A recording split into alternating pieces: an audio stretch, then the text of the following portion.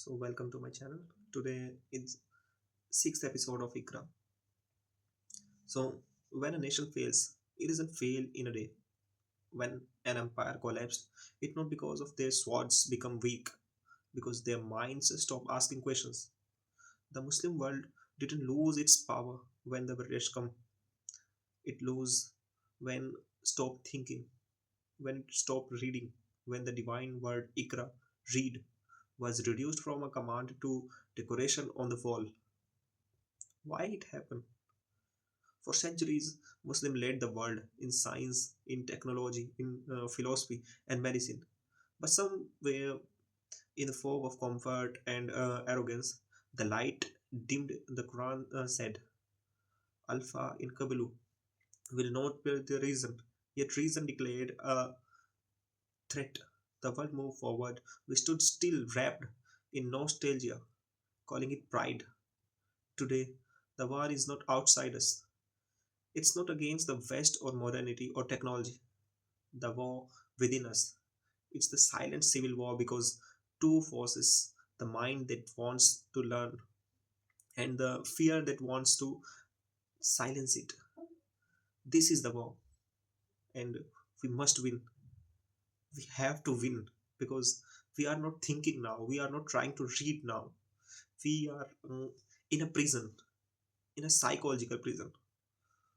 Before we talk about education, we must talk about the psychology because a changed mind cannot learn. The Muslim's mind today suffers from a deep internal conflict between faith and logic, between emotion and evidence, between identity and progress. We just trapped in our mind. Our psychology is trapped due to never try to thinking. For too long, it has been our tool of control from a childhood. Many are told, don't question. But questioning is not rebellion, it's curiosity. Yet we raise children who are thinking differently. They memorize, they obey, they repeat, and we call it education. It's not education, we are killing their curiosity. We created a generation of followers, not thinking, not crowd, that shoot slogans but cannot write essays. Why we are not able to think? We are killing the children who are doing questions. तुम सोचते हो बस डरते हो. जो डराता है वो गिर जाता है. We are stuck in a loophole. We don't want the persons who ask questions. Education cannot grow in a soil of fear. Every great civilization but built not believers who obey blindly, but believers who understood deeply. It's the first rule of obesity. It's the first rule of religiosity. First you have to show the evidence why you have to obey this thing. Inherited fear and borrowed pride in our religion. We are proud on our past, and that's good. But we are prisoners of it, and that's deadly. Our pride, past scholars, and has become excuse or not our laziness. We say our ancestors invented algebra while we can't even balance our own budgets. We live in borrowed glory, refusing the building on our own. That's psychological slavery. When our self worth depends on the dead, we worship on our history. We think that Muslims are very great, but neglect the present.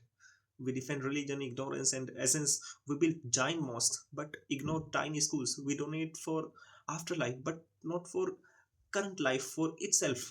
Why? It's very shameless type of thing. We are just thinking about afterlife.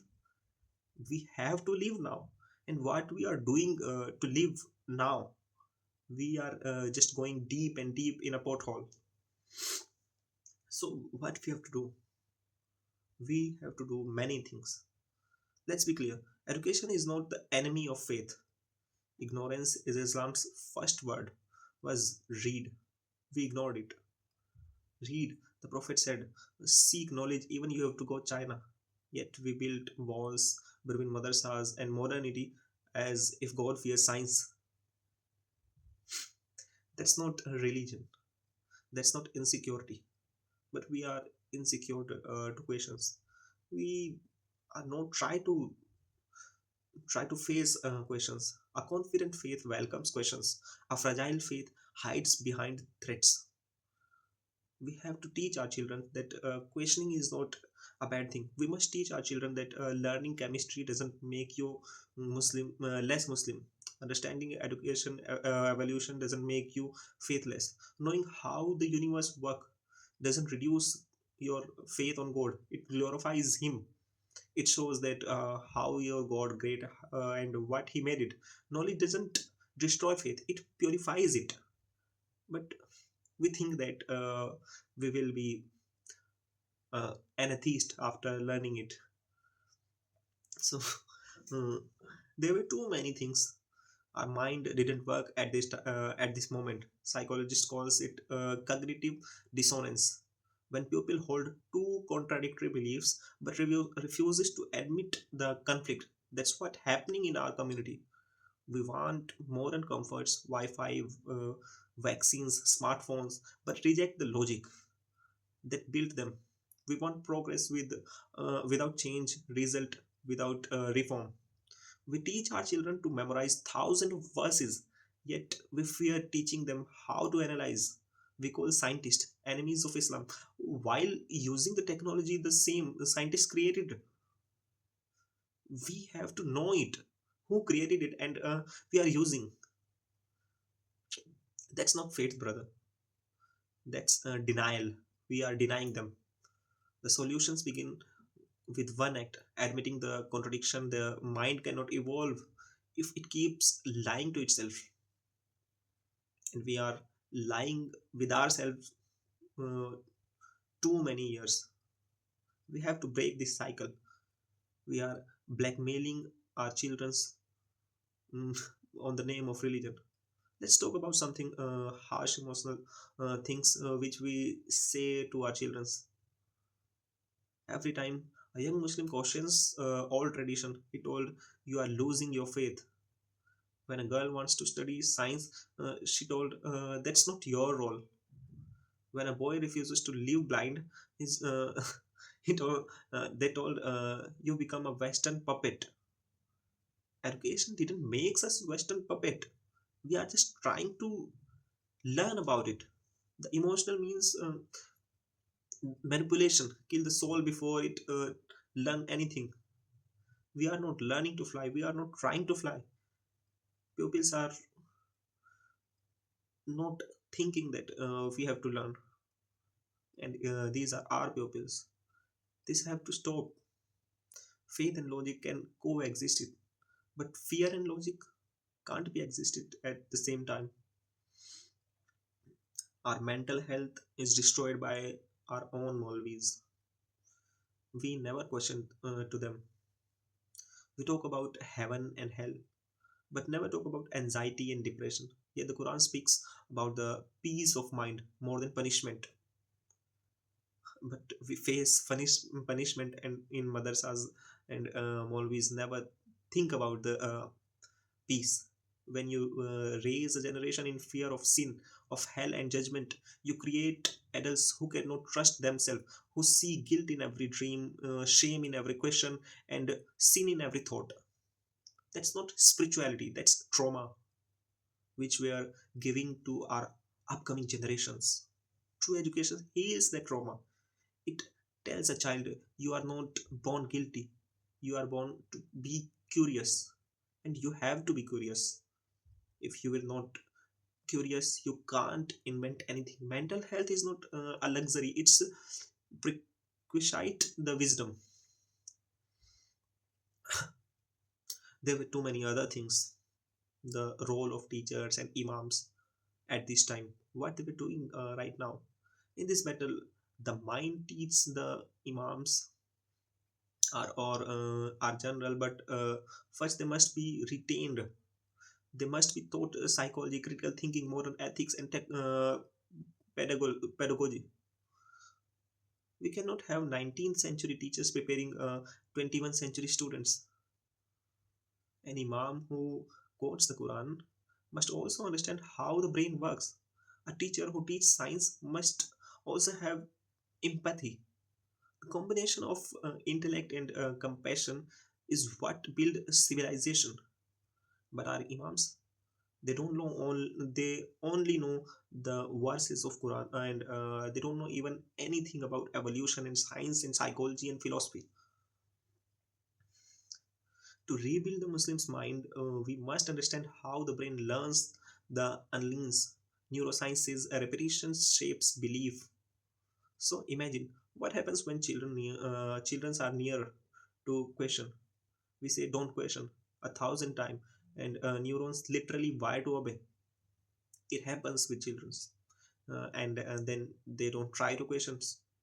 To change this, we must rewire thought, repetition of a new truth.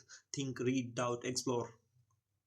The Quran itself repeats, do not reflect, do not reason. Over the 70 time, yet we avoid reflection as if it is dangerous. The mind must be reprogrammed, not thought slogans, but thought of habit. Every classroom, every mosque, every home must echo one idea. Questioning is not kufr, but the ignorance is a kufr.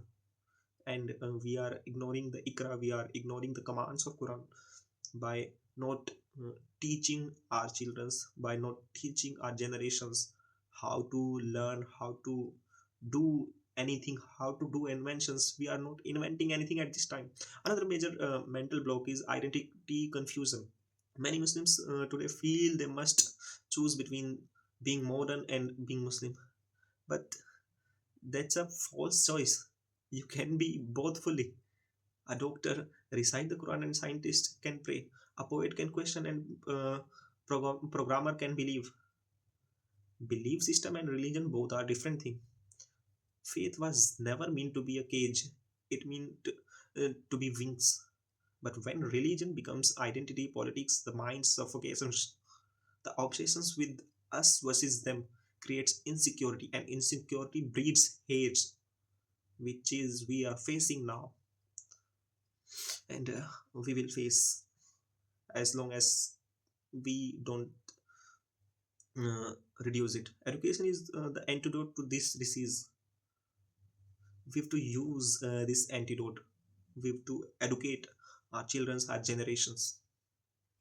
So, from the blind obedience to consciousness faith, we have to start this travel.